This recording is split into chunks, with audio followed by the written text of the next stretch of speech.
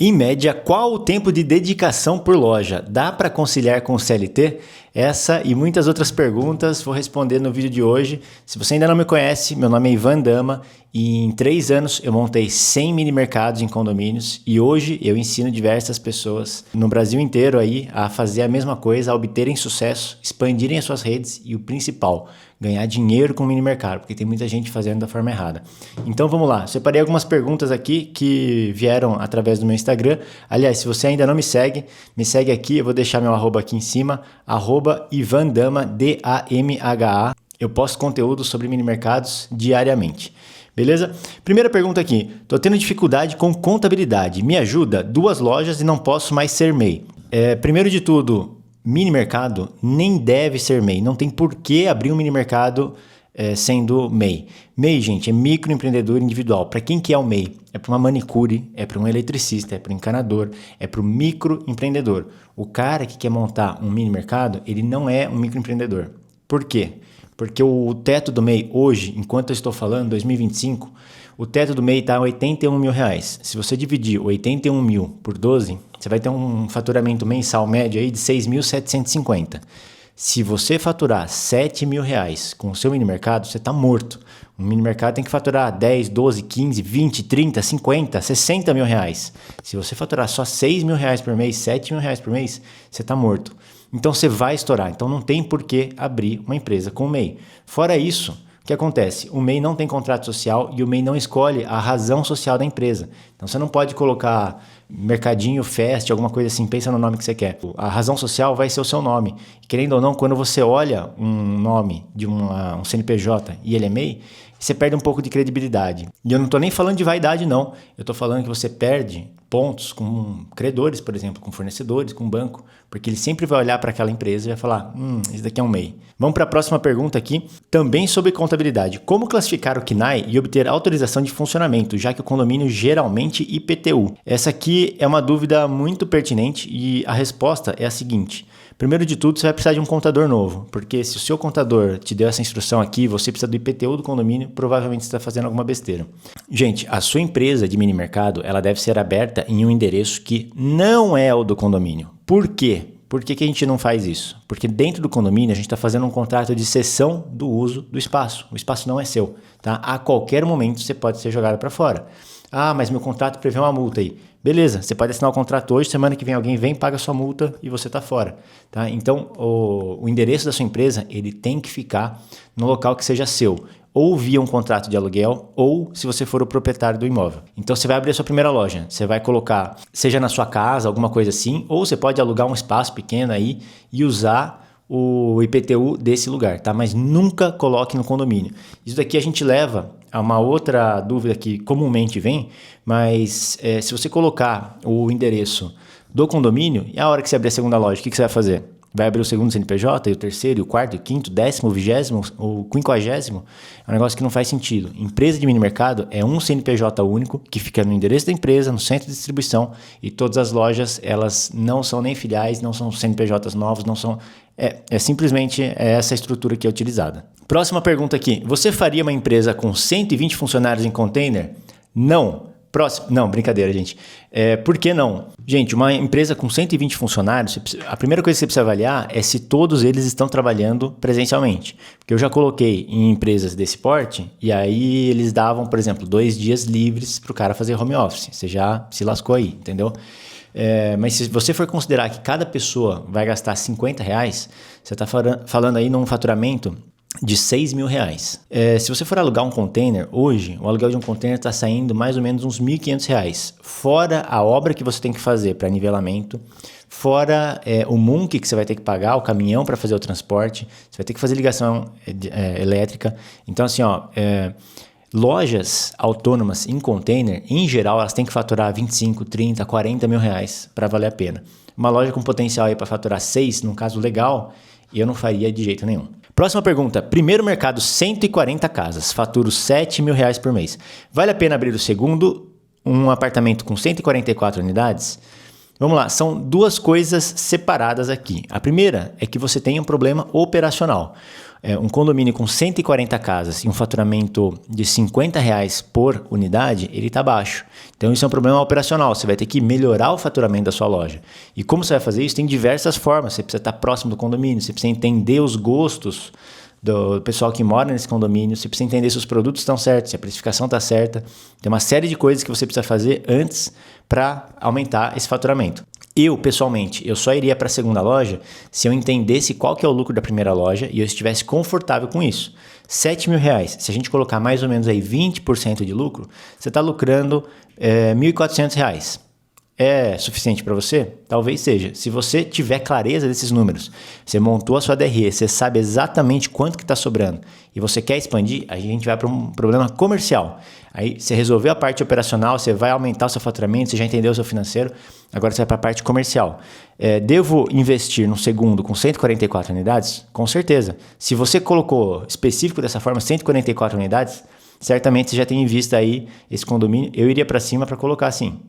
Próxima pergunta aqui, curso de abordagem, como chegar nos condomínios? Olha só, ao longo dos anos, eu fui desenvolvendo as minhas estratégias comerciais e fui aprendendo muito. Originalmente, eu nunca tinha trabalhado com comercial, eu não sou um vendedor nato, eu tive que aprender a vender o mini mercado. Quando eu falo vender, querendo ou não, a hora que você bate no condomínio e quer explicar para o síndico a sua ideia, que você quer colocar o mini mercado lá, você está vendendo a sua empresa. Então, hoje eu tenho 6 estratégias para chegar no condomínio, conseguir o telefone do síndico, conseguir o contato de algum decisor e fazer uma proposta para ele. E não é que uma estratégia é melhor do que a outra. Eu costumo falar que são varas de pescar. Eu estou no meu barquinho, eu tenho 6 varas de pescar.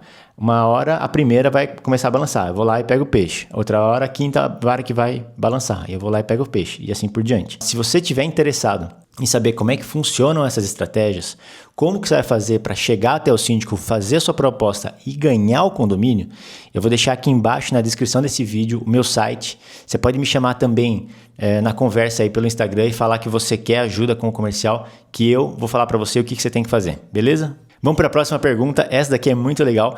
Em média, qual o tempo de dedicação por loja? Dá para conciliar com CLT? Essa eu até deixei na introdução do vídeo aí, por quê? Porque é uma das perguntas que eu mais recebo aqui no canal. Normalmente, o cara que ele está pensando em investir em mini mercados, ele provavelmente vai abrir a primeira empresa dele. Tem alguns outros que já tiveram empresa, mas assim, nunca estouraram, nunca realmente conseguiram extrair muito dessas outras empresas. Então, normalmente o cara quer conciliar com a CLT. Eu vou mostrar para vocês como que funciona uma loja média, tá? Quando você começa e monta a sua primeira loja, em geral você vai precisar fazer o abastecimento de 2 a 3 vezes por semana. Para você fazer esse abastecimento, você vai gastar em torno de 1 hora o abastecimento em si, então colocar os produtos na prateleira, e mais ou menos aí 20 a 30 minutos para você fazer a separação dessa mercadoria que você levou para o condomínio. Vamos colocar 1h30 por vez, tá? Então 3 vezes por semana você vai gastar 4 horas e meia. Tá, aí o trânsito, o traslado para você ir de onde você está até o condomínio, eu não vou considerar porque tem pessoas que me assistem aqui que tem cidades aí de 30, 40 mil habitantes, tem pessoas que estão em grandes centros urbanos com alguns milhões de habitantes, então o trânsito vai influenciar aí também, beleza? Então a gente está falando de 4 horas e meia sem o traslado até lá. Fora isso, você vai precisar ir de 2, 3, 4 horas, não mais do que isso, para fazer as compras da semana. Eu falo de 2 a 4 horas porque dependendo da sua agilidade aí você consegue ir num horário que tem pouca gente e fazer as compras, tá? Então, em geral, umas 7 horas na semana. Quer dizer, você pode fazer igual eu fazia no começo. Eu ia de manhã, antes do meu trabalho. Para quem não sabe, eu sou engenheiro mecânico. Eu larguei a minha profissão para cuidar dos meus mercados.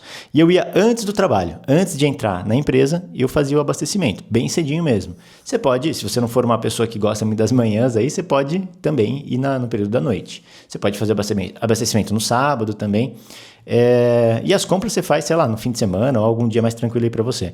Mas dá para conciliar? Dá, e dá muito. Em média, os meus mentorados vão até a 3ª loja ainda no CLT. A partir da 4ª loja, ele já está tendo um resultado bastante interessante. Aí ele resolve sair do CLT para se dedicar à empresa de mini mercados. Próxima pergunta. Acha que eu consigo abrir um mini mercado em uma cidade de 180 quilômetros de onde eu moro? Gente, eu estou no interior de São Paulo. Em 180 quilômetros eu chego na praia. é realmente uma distância muito grande. Se a gente for fazer a conta aí, eu até fiz mais cedo aqui, mas vamos fazer a conta de cabeça. 180 quilômetros vezes 2, porque é ida e volta, são 360. Se você for 2 vezes, vai dar 720. Se você for 3 vezes, vai dar 1.080 quilômetros, mais ou menos. Isso por semana. Você vai rodar 1.000 quilômetros só para abastecer. 4 semanas vai dar 4.000 quilômetros. Tá? Fora as compras que você vai ter que fazer, bota mais uns, sei lá, pelo menos uns 200 quilômetros aí. 4.200 quilômetros, beleza. Se você pegar um carro aí que faz 12 quilômetros com litro de gasolina, tô chutando, tá? Você vai gastar 350 litros de gasolina e aqui na minha região, 6,50 o litro da gasolina. A gente está falando de R$ 2.300 só de gasolina para você fazer o abastecimento. Fora a depreciação do carro, fora a manutenção, fora pedágio que talvez você tenha, porque 180 quilômetros, aqui no estado de São Paulo, 180 quilômetros você vai pagar pelo menos uns 3 pedágios, tá? Então, vale a pena, fora o tempo que você vai gastar também, né? Em geral, a resposta é não, mas vai que por acaso você está com uma loja aí que está faturando R$100 mil, aí talvez valha a pena até se mudar para essa outra cidade, né? Mas em geral, a resposta é não. Vamos lá, próxima pergunta. Como você gera o financeiro dos mercadinhos e o estoque? Muito boa pergunta. O financeiro, a gente tem um ERP, que a gente faz todo o controle lá, toda entrada de nota fiscal, a gente faz o balanço, a gente faz a DRE, contas a receber, contas a pagar, tudo lá. Não vou indicar esse ERP aqui para vocês, primeiro, porque ele é para empresa já realmente grande, é um ERP para empresas que estão no lucro real. Se você não entende muito de regime fiscal, lucro real é quem estoura o teto aí de 4.800.000 no ano, tá? Se eu fosse você, eu pegava um desses baratinhos que tem aí, Conta Azul ou OMI, alguma coisa assim, tá? E do estoque, eu faço isso direto no meu PDV, tá? Então, o controle do estoque, tanto o estoque central quanto o estoque individual de cada loja é no meu PDV. Próxima pergunta aqui, como abordar um condomínio e conseguir o telefone do síndico? Gente, excelente pergunta, só que eu não consigo explicar isso daqui num vídeo de YouTube, eu não consigo explicar isso daqui de uma maneira muito sucinta. Inclusive, eu tenho alguns eventos aí de imersão. Nessa imersão eu dou uma aula bastante extensa sobre comercial, sobre como você tem que abordar, qual é o discurso que você tem que ter. E o discurso, gente, é um discurso muito conciso, que você tem que ter certas informações que você vai falar, mas realmente não tem como eu explicar isso daqui. Se você tiver interesse em saber, entra no meu site, me chama lá que eu vou te mostrar toda a estratégia que você precisa utilizar para chegar até o síndico e fazer a sua proposta. Bom, gente, então acho que por hoje é isso. Já matei várias perguntas aqui. Se você tem perguntas que você gostaria de saber, quase que sempre eu coloco lá no meu Instagram uma caixinha de perguntas. Você vai perguntar lá e se eu conseguir te responder, vai aparecer nesse vídeo do YouTube. Por hoje é só. Muito obrigado e te vejo na próxima.